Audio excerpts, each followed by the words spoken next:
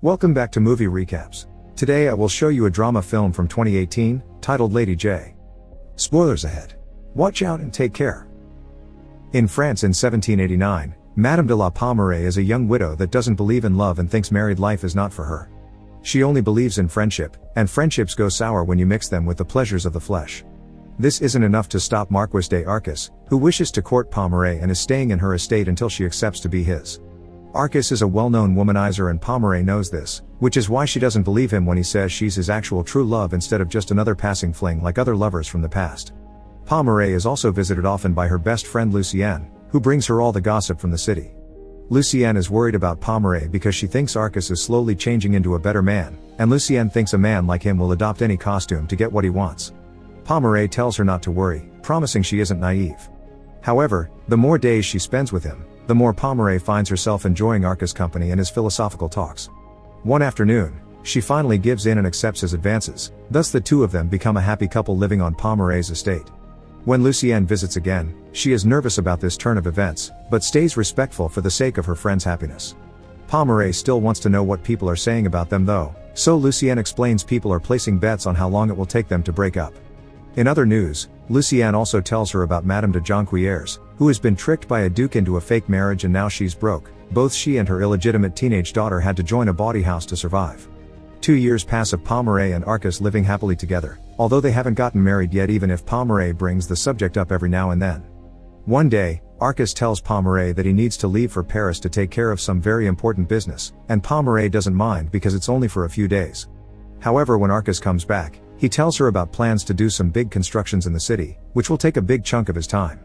Since then, Arcas begins neglecting Pommeraye, spending most of his days in Paris, and whenever he comes back, ignoring her in favor of keeping his attention on blueprints and chats with an architect.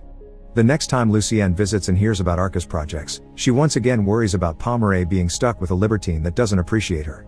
Pommeraye swears everything is fine, but when Lucienne apologizes for doubting her relationship, Pommeraye feels guilty for lying and confesses how Arcas has been neglecting her. Lucienne isn't surprised to hear this because passions always die after a while, but she gives her friend an important piece of advice: if she wants to know the truth, she needs to talk to Arcas. Later, Pommeraye approaches Arcas and tells him that she feels there isn't love or passion between them anymore, expecting Arcas to deny it and tell her they're just going through a rough patch. However, her plan backfires. Arcas confesses he agrees and he's been feeling like that for a while, he just had been scared to bring the subject up. In his opinion, the best course of action would be to go back to being just friends, and Pommeraye agrees with fake determination. But afterward, she cries her heart out while Lucienne comforts her. As days pass, loneliness makes Pommeraye's heart grow bitter, and she decides to get revenge on Arcas with a very cunning plan. Remembering the story Lucienne had told her, Pommeraye sends her servants to pick up Madame de Jonquières and her daughter Mademoiselle de Jonquières, whose beauty is striking and that makes her perfect for the plan. Pommeraye promises to reward them handsomely if they help her get revenge on Arcas, and they agree. The first step is to get the women out of the bawdy house, meaning Pommeraye rents them an apartment to live in. She also gets them fancy clothes to pretend they're still nobles and gives them a few months to adapt before putting the plan into action. When enough time passes, Pommeraye goes out for a walk with Arcas in the park, where the Jonquières women are also walking by while dressed in black like devout Catholics. Pommeraye pretends to be surprised they're there and invites them to walk with them, chatting with the mother while the daughter silently walks next to Arcas, who can't get his eyes off her. The Jonquières soon need to leave for mass, and as soon as they're gone, Arcas asks Pommeraye about them, proving he's bitten the bait.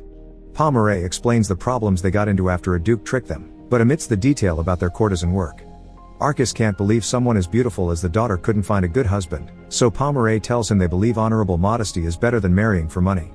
This leaves Arcas with a want for the forbidden, and for the next few days, he's obsessed with finding the Jonquières ladies again, going as far as stopping random women in the park and finally ignoring his projects. Desperate, he ends up going to beg Pommeraye for help, asking her to invite the Jonquières for dinner, but Pommeraye pretends she's tried and she's been turned down. Not willing to give up, Arcas confesses that during the walk in the park, he and the Jonquières' daughter share a few looks, making a connection. Pommeraye pretends not to believe him and reminds him devoted Catholics like them will never look at him twice, making Arcas want what he cannot have even more. Later, when Pommeraye shares her plan with Lucienne, she is proud to make fun of Arcas because he comes every day to ask if she's heard anything from the Jonquières. However, Lucienne thinks she's going too far over a heartbreak. Meanwhile, Arcas invites his old lovers to spend his time with them as a distraction, yet he can't bring himself to be with them because his mind can only think of Mademoiselle de Jonquières. Weeks pass with Arcas staying inside in a depressed state, and as soon as Pommeret comes to visit him, he begs for at least a portrait of Mademoiselle de Jonquière so he can have more than a mere haunting memory. Pommeret pretends to finally feel pity for him and arranges a dinner with both Jonquière's ladies and Arcas, who shows up with humble manners. However, Pommeret puts him on the spot by saying she's been discussing philosophy with the Jonquières and they'd like his opinion as well. Arcas actually doesn't know that much about philosophy, he's only learned a few quotes to impress women, but he manages to put together some weird ideas about passion that Mademoiselle de Jonquière pretends to be impressed by. After dinner, Pommeret takes the mother into another room to lend her some books, leaving Arcas and Mademoiselle de Jonquière alone on purpose. Arcas tries some more cheap philosophy on her, and Mademoiselle de Jonquière accepts it with only a word or two. After such a meeting, Arcas is even more determined to have Mademoiselle de Jonquière, so he hires a bunch of men to find her. These men search the entire town for the Jonquière ladies, and when one of them finds them in church, Arcas hires an artist to sketch the daughter while she's praying. He also waits outside the church until mass is done to follow the ladies to their house and learn their address. Then, he begins appearing in the area often, pretending to bump into them in the street by accident, but the ladies ignore him every time. Eventually, Arcas decides to pay off the priest so he'll give Mademoiselle de Jonquière a letter from him under the excuse that she needs an honest man to protect her from the devil's temptations. When the ladies get the letter, they take it to Pommeret, who gets upset when she reads those heartfelt love declarations and throws the letter away. At least the plan is going well, and she orders the ladies to keep going to church, telling the priest the mother burned the letter without reading it. When hearing about this, Arcas gets even more desperate and asks Pommeret for help again, but she says no, reminding her that he can't have Mademoiselle de Jonquière just to fan the flames. Arcas decides to pay the ladies a visit in order to apologize for the inappropriate letter and give them two gifts, an envelope with money and a diamond necklace. Madame de Jonquière wants to accept the necklace since it could save her and her daughter's financial situation. But when she shows it to Pommeret, she orders her to turn it down because they can still get more out of this. She also makes Madame de Jonquière write a letter that Pommeret later gives Arcas and the ladies' names, telling him they had been very offended by his gesture and pretending to be mad at him for stalking them.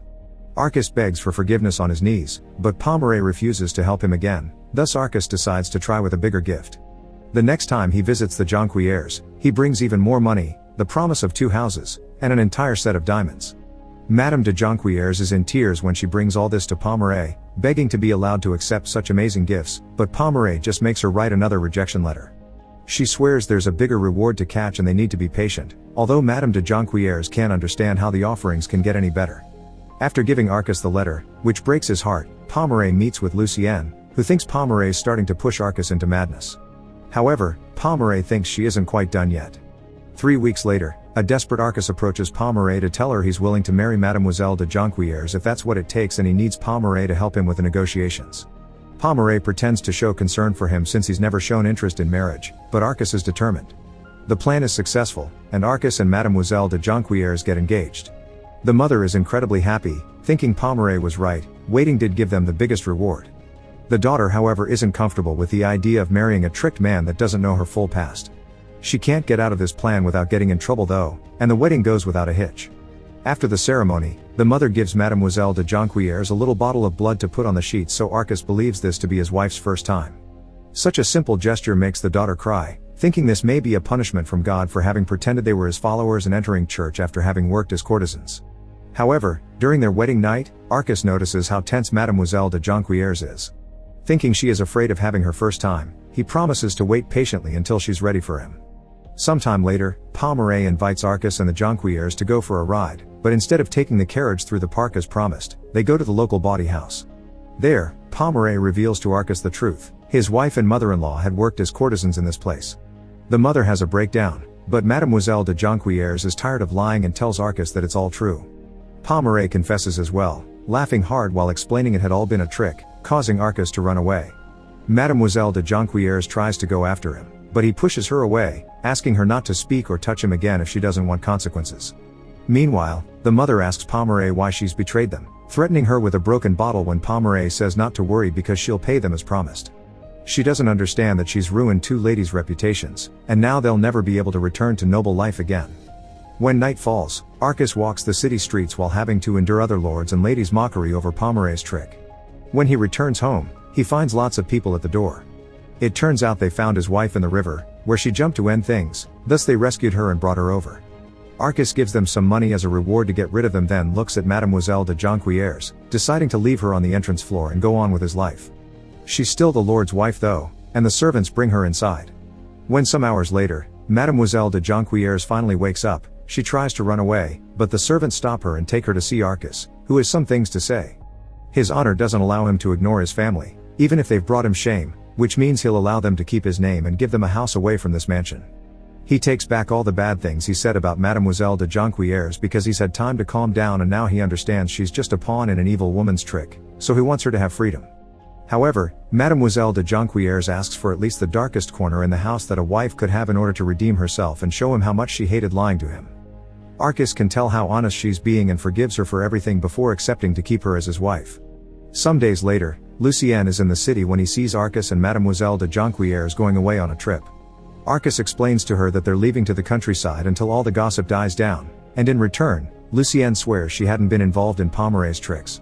Arcas believes her because he knows what his ex is like and asks Lucien to tell Pomeret that is grateful for those tricks because they've introduced him to his beloved wife. Afterward, Lucien visits Pomeret and tells her about the latest stories of the city, including having bumped into Arcas. However, she doesn't pass on the message and lies, saying she saw him alone. Pomeret believes her and says that even if Arcas hadn't been alone, she wouldn't have cared because she's at peace, but the pain on her features shows how she's lying as well. Make sure to subscribe and turn on notifications so you can watch more videos like this. Thanks for watching.